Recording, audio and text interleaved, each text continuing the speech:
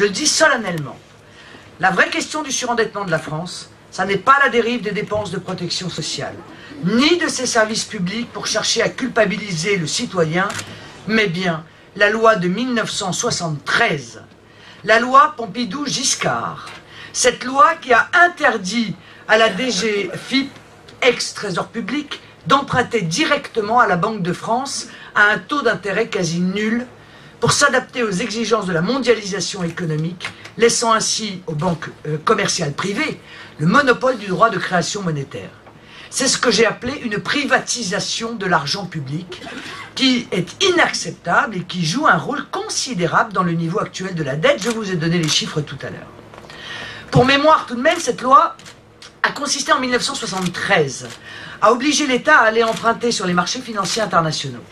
C'est une espèce de sabordage financier. Cette interdiction de financer l'État fut complétée par l'indépendance de la Banque de France accordée en août 1993 par le gouvernement d'Édouard Balladur. Et les différents traités européens confirmeront cette double orientation puisque l'article 104 du traité de Maastricht est devenu l'article 123 du traité de Lisbonne en 2008. En l'absence du levier de la croissance économique pour susciter des recettes fiscales puis des excédents budgétaires, la seule variable sur laquelle un État souverain peut agir est la monétisation de la dette, afin de repartir du bon pied.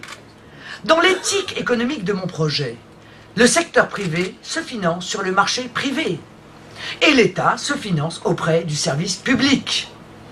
Après négociations européennes qui s'appuieront juridiquement sur le compromis du Luxembourg, qui prévoit que les États peuvent déroger aux règles européennes s'ils estiment que leur intérêt vital est en jeu, suivra la reprise de contrôle de notre politique monétaire et de taux de change, tout comme 95% des nations du monde.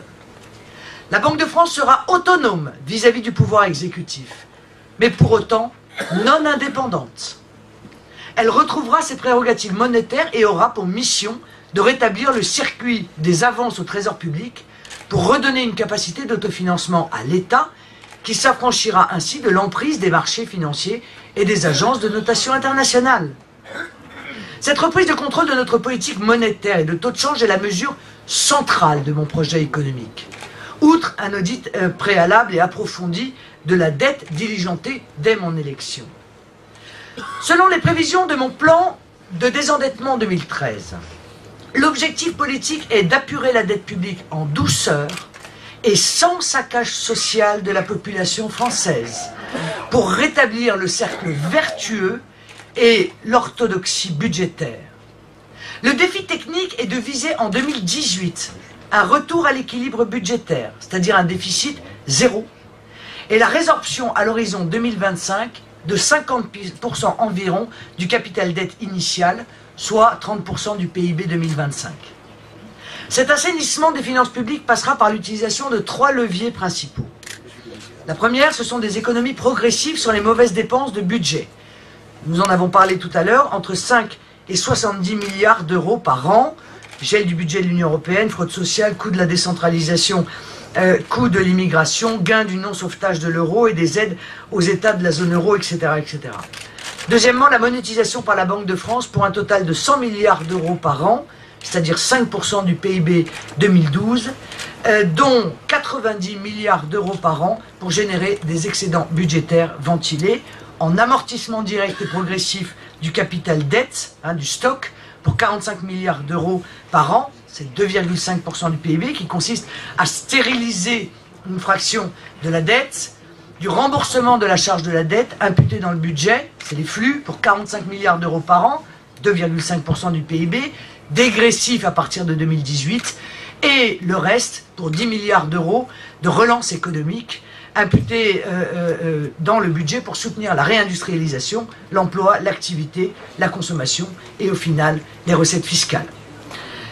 Enfin, le troisième levier, ce sera l'opération de francisation ou de nationalisation de la dette publique, défendue par exemple par Jean-Michel Quatrepoint pour diversifier nos gisements de ressources financières par des incitations fiscales fortes à l'investissement des Français qui contribueront ainsi au refinancement de la dette souveraine, à l'indépendance et à la solvabilité de l'État, ce qui aura également l'avantage de sécuriser l'épargne populaire, le volume attendu étant de 50 milliards d'euros par an.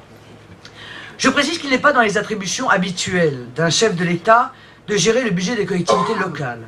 Toutefois, en ces temps de crise où l'insolvabilité est générale, l'État est au final le garant en dernier ressort. En conséquence, j'ai décidé d'introduire dans mon plan de désendettement 2013 le périmètre global de la dette des administrations publiques françaises. État, administration centrale, administration de la sécurité sociale et administration locale. Et je repasse la parole à Jean-Richard Sulzer pour l'explication technique de la modélisation de notre plan de désendettement. Oui, merci Marine. Avec notre modèle économique, vous avez la matrice en annexe 9. Le déficit zéro devrait être atteint en 2018 et la résorption de 50% environ du volume de capital dette initial devrait être obtenue à l'horizon 2025 avec 837 milliards de dettes, soit 30% du PIB et surtout sans sacrifices sociaux majeurs. 30% du PIB, c'est la norme qui est considérée comme le niveau idéal de dette.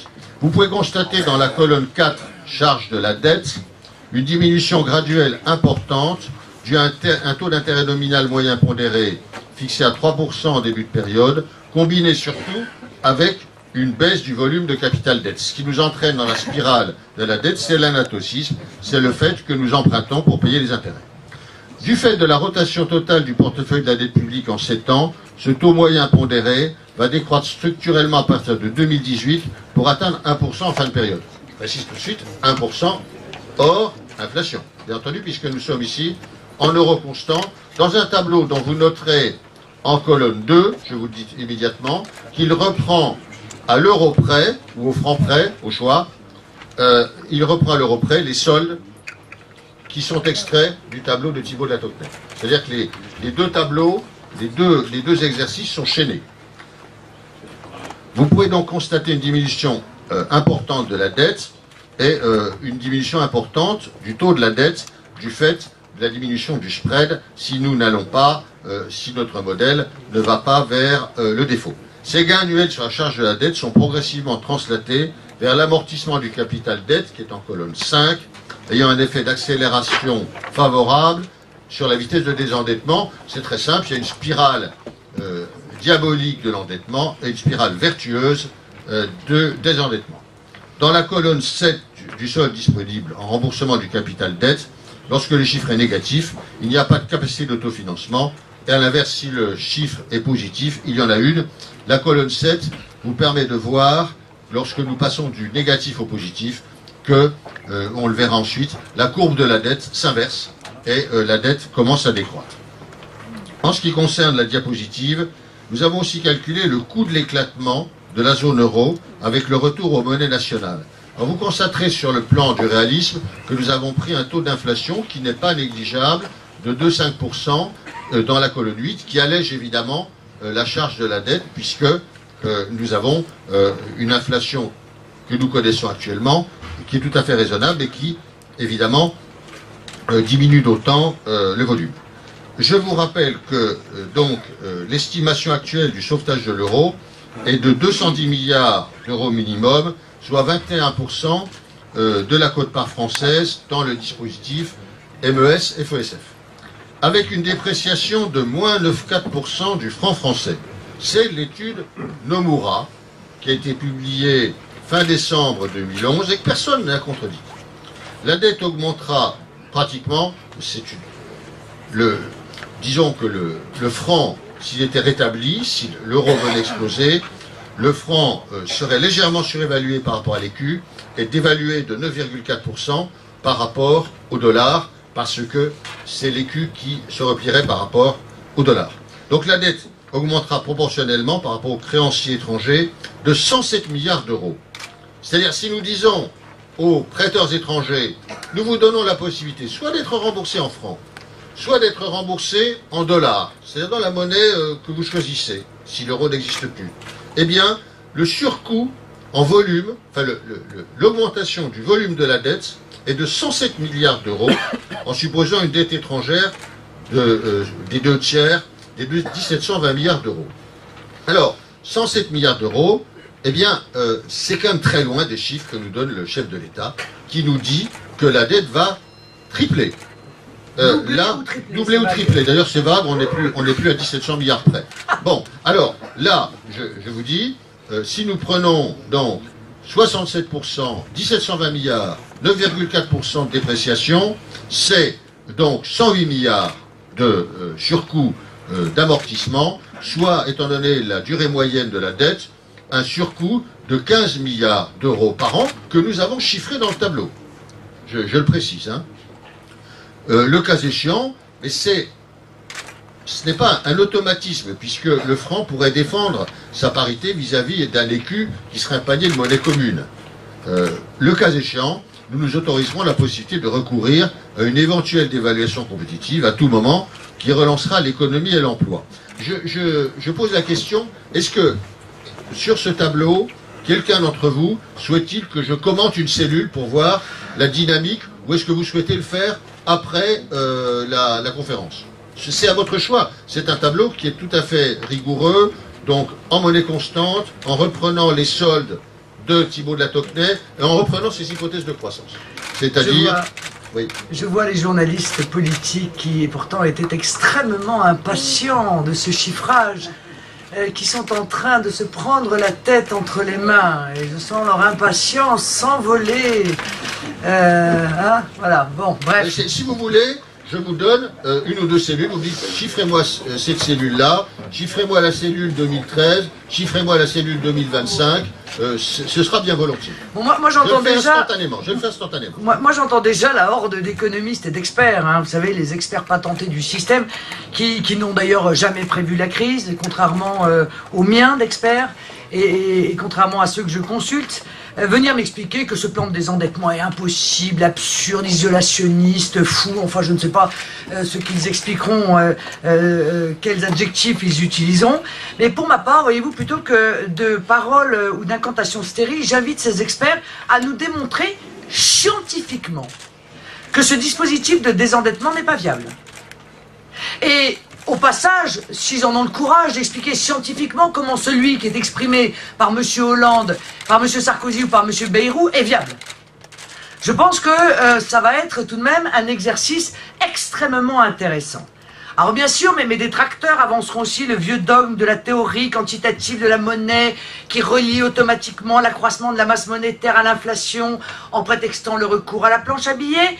Mais ce n'est pas une politique monétaire expansionniste de la BCE dans la zone euro que réclament à corps et à cri les dirigeants politiques tels que M. Rocard, avec plus de fédéralisme budgétaire. Ça n'est pas exactement cela que M. Rocard a expliqué dans un article extrêmement intéressant du Monde, dans lequel il nous explique qu'il faut à tout prix faire tourner la planche à billets au niveau européen. Mais ce qui serait efficace au niveau de la zone euro ne le serait donc pas au niveau de la nation? Ou est-ce que la différence est juste en réalité idéologique? Ce qui se garde bien de dire aux Français, c'est que depuis 2002, la BCE a multiplié par 3 la masse monétaire M3, avec un taux d'accroissement de 8% par an environ dans la zone euro, donc 489 milliards d'euros d'injection de liquidité à 3 ans le 21 décembre dernier. Mais pourtant l'inflation est restée contenue à 2% environ en moyenne sur cette période. Plus loin dans le passé, on enregistrait en France 5% par an d'inflation moyenne entre 63 et 72, puis 11% par an en moyenne entre 73 et 82. Ben c'est QFD. Bien entendu, cette politique économique n'a de sens que si ce mode de financement démocratique de l'État s'oriente non pas vers du budget de fonctionnement, comme avant, mais bien vers des investissements productifs, des infrastructures, de la recherche, qu'elle s'investit dans l'économie physique au service de la population et du travail humain. Donc une création monétaire avec création de richesse n'est pas inflationniste. La simple création de monnaie, d'ailleurs, n'est pas en soi inflationniste. C'est ce qu'on en fait qui peut éventuellement être inflationniste. Enfin, il faut bien dire qu'avec la récession qui s'annonce en Europe, le danger n'est pas l'inflation, mais la déflation, qui entraînerait l'économie dans un cycle dépressif. Paradoxalement, on le voit depuis près de 2 ans, permettez-moi de le dire tout de même, parce qu'on entend beaucoup, encore une fois, d'annonces ou d'a priori, mais qu'on ne nous explique jamais. Moi, je regarde les chiffres.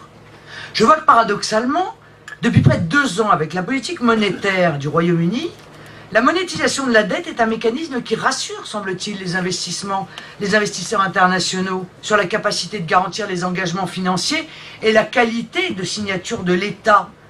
Ironie du sort, pour mes adversaires UMP, PS, Modem, c'est le modèle économique patriote de soutien à la dynamique de désendettement public, de soutien à l'emploi, au pouvoir d'achat, à la croissance et à la protection sociale grâce à une politique monétaire et budgétaire mixte qui pourrait conforter la notation de solidité financière française, c'est-à-dire le fameux AAA.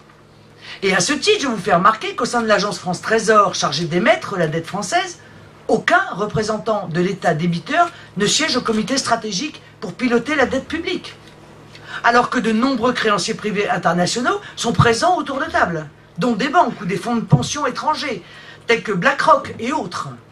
Qui défend les intérêts de la France? Je dis qu'il y a un conflit d'intérêts très grave dans le fonctionnement de nos institutions financières. Napoléon Bonaparte a eu une citation historique édifiante pour illustrer ce propos. Quand l'argent d'un gouvernement dépend des banques, ce sont elles et non les chefs du gouvernement qui contrôlent la situation, la main qui donne étant toujours au-dessus de la main qui reçoit. On est loin, vous l'admettrez, de la moralisation du capitalisme de Nicolas Sarkozy en 2008 et du G20 de 2011.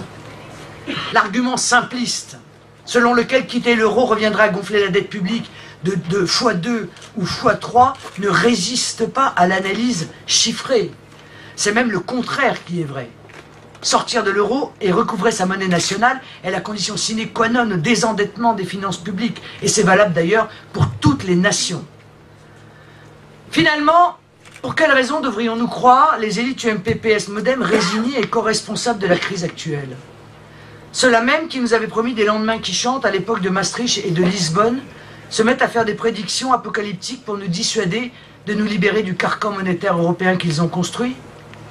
Les mêmes qui avaient prédit l'enfer pour la Suède en 2003 quand elle a refusé l'euro. Aujourd'hui, la Suède fait 4% de croissance et affiche un excédent budgétaire. En effet, et j'en terminerai par là, le constat est accablant pour le modèle économique ultralibéral défendu par l'UMP, par le PS et par François Bayrou qui se fait tout petit sur ce sujet mais qu'il va bien falloir interroger lui aussi. La situation d'insolvabilité de la France semble inextricable et l'engrenage de la banqueroute est engagé vers des conséquences prévisibles. Le défaut de paiement de l'État, qui entraînera l'euthanasie des épargnants par une perte partielle de la valeur des investissements en obligations souveraines, qui a été fixée par les experts à peu près une perte de 30% pour les épargnants. La dislocation de la zone euro et l'implosion subie de l'euro-monnaie unique qui enchaînera une panique financière.